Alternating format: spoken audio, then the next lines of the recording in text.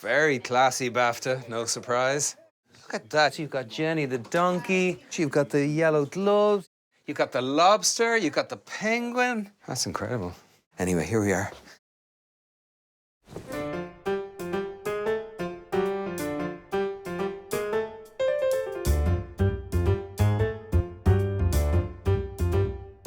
Hi, my name is Colin Farrell and I'm playing back some films that, for various different reasons, mean something to me. Here we go, I'm gonna kick it off now with, I don't know what the first one is, but I'm gonna find out. Boom. It's the truth I'm running away from. I'm not just an addict, I'm a liar, a thief. A fraud. The film, Ballad of a Small Player, it's a very chaotic slice of cinema. And the character I play in the film is a man who's demonstrating ever more erratic behavior as he is imploding psychologically, emotionally. He is, from the first frame really, it's a pretty rapid descent into his own private madness. And that scene represents a kind of a break in the tide, albeit a very brief break where he finds himself in a situation with a woman where, and she is someone who's always as much of a pretense as my character is living within, as much as he's constantly presenting this persona to the world that is very far from who he is, but is a persona that he thinks he needs to resent so that he can achieve the means he dreams of achieving, which are things like status and wealth. And it is a moment in the film where the two of them find a simpatico with each other. And they see in each other aspects of themselves that they aren't comfortable in viewing of themselves, but as often happens in the human experience, when we see parts of ourselves in another person, it can either be a great agitation or it can imbue us with a sense of peace and a sense of commonality, which can be a grace. And so there's a grace in that scene, there's a vulnerability, and there is, more than anything and most profoundly, there's an honesty. So I actually really enjoyed shooting those scenes because the rest of the film, as I said, was incredibly chaotic, and it was a experience of kind of constant sensory overload. From first frame, I mean, we are hitting the audience over the head in the most bombastic fashion with the beautiful cinematography of James Friend and the lights and the sounds and the sensory overload of Macau. And then also, you know, Volker's score is so pounding as well, and my performance isn't subtle. I mean, it's all very grandiose. And so to have that scene, both to perform it with Fala, and I think for the audience as well, it is a kind of essential kind of break in the proceedings. Now on to a film directed by the great Wim Wenders, Perfect Days. この世界は本当はたくさんの世界がつながっているように見えてもつながっていない世界がある。僕のいる世界はニコのママのいる世界とは違う。私はどっちの世界にいるの？こ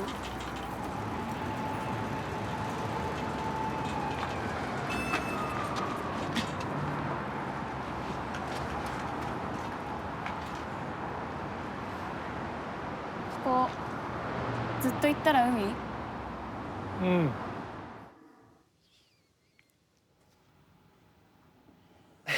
I just think it's one of the most beautiful films I've ever seen. Even just that observation that he makes there, the world is made up of different worlds, some of them are connected and some of them are not. It's just that, the simplicity of that, and how you could riff for hours and write a thesis on just that thought alone. It's so powerful. And so there's just endless nourishment from a film like that. You know, there's been a couple of films in the last 2 years. One was this, Perfect Days, and the other one was All of Us Strangers. And they were two films when I came out of the cinema in Manhattan. I remember clearly going, who do I love enough to text about these two films? Because they were just so heart and mind altering for me. It seems like we're all ever more aspiring towards living lives of excitement, and it's been talked about ad nauseum. And everything seems to be about excitement and achievement and ambition. But this presents a world and a man's life that in my 20s I might have watched and gone, God, you know, isn't repetition boring? Isn't repetition death? Isn't repetition? But the sneaky thing is, even though he has a system of existence that he sticks pretty cleanly to every day in how he awakes, how he folds his bed, puts it away, puts the pillow on one side, waters his plants. It is beautiful, the care he takes with what he does. And I think it seems to me from the outside looking in, the seeming repetition of his life, very cleverly, you begin to see that even his character, through his observations of nature every day, when he goes to the park and he sits on the bench with his sandwich and he watches the light filter through the leaves, the repetition allows him the space to be connected to the excitement of life in a way that all of us who don't have any repetition and are looking for, keep things first time experience, we miss the actual beauty of the mundane that exists around us at all times. I found it liberated me from that thing that I fall afoul of, which is the importance of achievement. And his great achievement in this film is just the simplicity of living a really good life that is utterly connected to the world around him and accepting of the world around him. But he's incredibly contained, not controlled, but contained. I just thought it was an extraordinary treatise on the potential magic of the seemingly most normal life. And I thought that was a very powerful thing. And Wim Wenders was, Paris, Texas was a huge film for me. I've talked about it before because it was the first time I was introduced to a kind of different type of cinema, a different style of cinema, where the potential for film to explore the deepest, most secret aspects of the human condition. Paris, Texas by Wim Wenders was the first time I was like, oh my God, I felt such deep agitation and such deep empathy in watching that film. Next is In Bruges.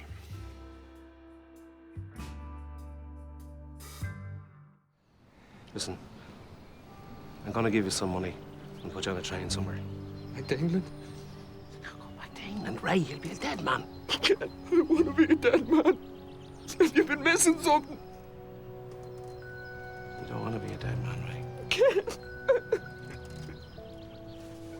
I killed a little boy.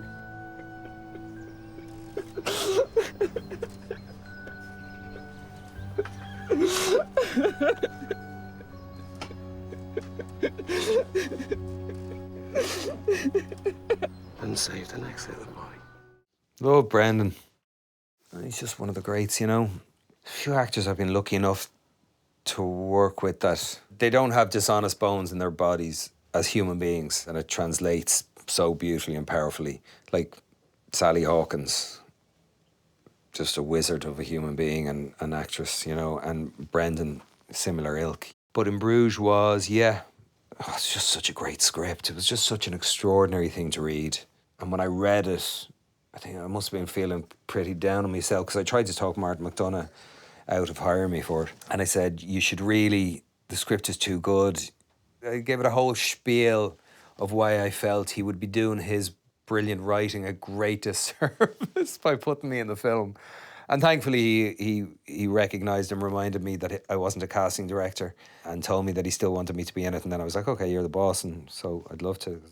And it was just an amazing time. It was when I fell in love with Brendan. He's an incredibly important figure in my life. Again, it's about a lot, but it's open to interpretation what it's about. And purgatory is mentioned in that, and some people have, it does have a sense of the purgatorial to it because there is the waiting game. It's kind of Pinteresque as well because you can almost hear the tick, tick, tick, tick as these two lads are hiding out. Martin McDonagh was travelling through Bruges, and part of him really loved it and enjoyed the beers and enjoyed the beauty of it, and then part of him was kind of bored, and so he basically took his extraordinary brain and split it into two, and Brendan was one half of his mind and I was the other half.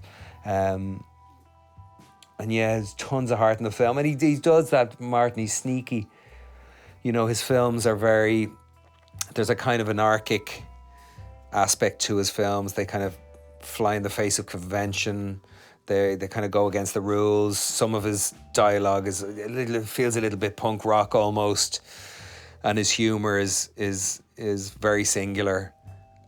But at the core of all of his films is a deeply felt sense of love for the power of change and growth and you see it in all his stuff.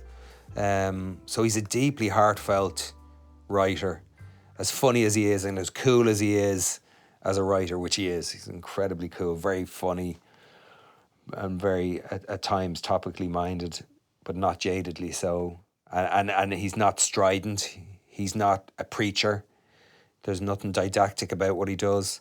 But at the centre of it all is an enormous amount of heart. As an actor, you end up working with people and you end up becoming close to them through the intensity of your shared experience in the space of 6 or 10 or 12 weeks or whatever it may be that you're working on a gig.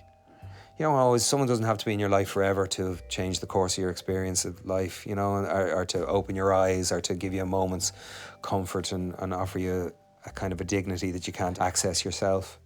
And I think Brendan very much was kind of that for me as well, you know. Amazing experience. And then, of course, we ended up doing Banshees with Jenny. Sorry, Jenny. Choked on one of his fat fingers. I was nervous about Banshees because I wasn't sure when our characters come to odds, which is basically in the first scene, and their relationship begins to fall apart, disintegrate so ultimately violently. I wasn't sure if Brendan would want a bit of space from me. Like in Bruges, we were like that. We were, you know, tied at the hip. And in Banshees, I was like, I wonder, will he want a bit of space? And it wasn't that way at all. I mean, we took whatever space actors need to take before a scene is shot, and you're off on your own doing your thing.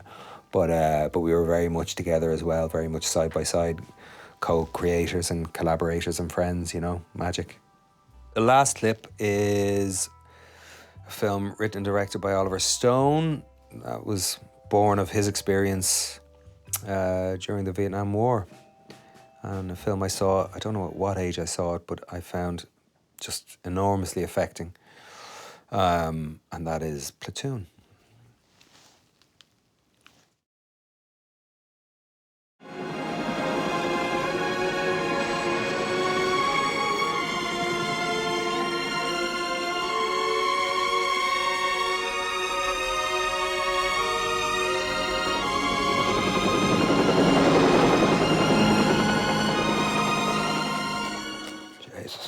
This was such a profoundly moving moment when I saw it for the first time, and I'm not sure what age I was, but I remember seeing it. I was just crushed. I was just heartbroken by it. Obviously, it's an incredibly powerful image. It's given a certain amount of time and space. It builds so beautifully. You're with Willem's character, and then it shows you from up there, and Adagio for strings is playing and is rising, and that piece of music is so moving in and of itself and is so gut-wrenchingly filled with the sorrows and the horrors of loss and the grief of same. And there's that one shot of him on the cover of the VHS with his arms, you know, pleading to the heavens, and you wouldn't know if he was asking for forgiveness for his own involvement or if he was asking for safe passage. I just thought it was incredibly powerful, incredibly moving, and incredibly foreboding as well with regards to the death of goodness. What is the one film you think everyone should watch in their lifetime, and why? Oh, Lord. Oh, Jesus. Oh, God. Back to the Future. Perfect. Yeah, Back to the Future. Thanks, everyone. Thank you.